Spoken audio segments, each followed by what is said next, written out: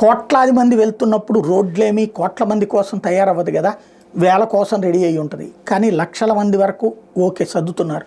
కోట్ల మంది వచ్చేటప్పుడు సహజంగా ట్రబుల్ అవుతుంది. అది గంటలు ఇబ్బంది పడుతున్నటువంటి మాట వాస్తవం. ఇబ్బంది లేదని చెప్పేది అమాయకత్వం. అది వెళ్ళినటువంటి వాళ్ళకి తెలుసు.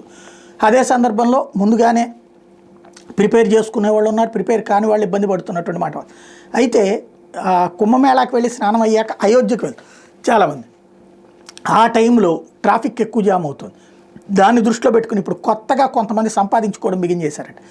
2 వీలర్స్ ద్వారా తీసుకువెళ్ళేటటువంటి పని. అంటే ఇక్కడ స్టక్ అయిపోతే ఇక్కడ నుంచి 30 కిలోమీటర్లు ఉందంటే కిలోమీటర్కి 100 రూపాయలు అడుగుతున్నారట. ఇట్లాంటి వాళ్ళని ఇప్పుడు అయోధ్య పోలీసులు అరెస్ట్ చేస్తున్నారు. మహాకుంభమేళాకు వస్తున్న భక్తులు అయోధ్య దర్శనానికి కూడా వెళ్తున్నారు. రద్దీ నియంత్రించేందుకు అయోధ్యలోకి వాహనాలను అనుమతించడం లేదు. ఇదే అదనంగా కొంతమంది బైక్ ట్యాక్సీల అవతారం ఎత్తారు. కిలోమీటర్కి 100 రూపాయలు వసూలు చేస్తూ భక్తులను అడ్డంగా దోచుకుంటున్నారు. ఇలా అనధికారికంగా భక్తుల దగ్గర భారీ మొత్తంలో వసూలు చేస్తున్న వాళ్ళని 2 రోజులుగా పట్టుకుంటున్నారు. 30 మోటార్ సైకిళ్లను సీజ్ చేశారు. తమ ఆపరేషన్ కొనసాగుతుందని రామ జన్మభూమి పోలీసు అధికారులు చెప్పారు. కాగా వీఐపీ దర్శనం చేయిస్తానని తన వద్ద ట్రావెల్ ఏజెంట్ 1.8 లక్షలు వసూలు చేసి మోసం చేశారు. మరోవైపు మహారాష్ట్రకి చెందిన మహిళ అయోధ్య పోలీసులకు కంప్లైంట్ చేశారు.